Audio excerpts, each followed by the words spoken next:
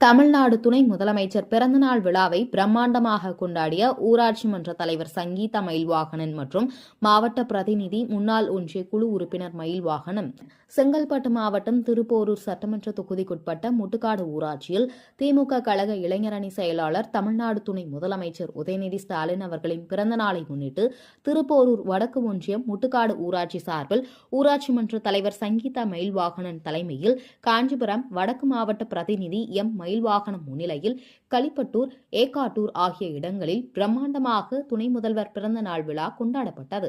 இந்த விழாவில் கேக் வெட்டி இனிப்புகள் வழங்கி கொண்டாடினர்.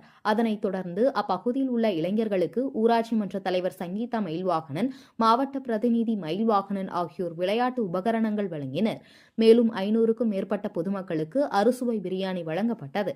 இந்த விழாவில் முட்டுக்காடு ஊராட்சிக்குட்பட்ட கழக நிர்வாகிகள், இளைஞரணி நிர்வாகிகள், மாணவரணி நிர்வாகிகள், மகளிர்கள், பொதுமக்கள் திரளாக கலந்து கொண்டனர்.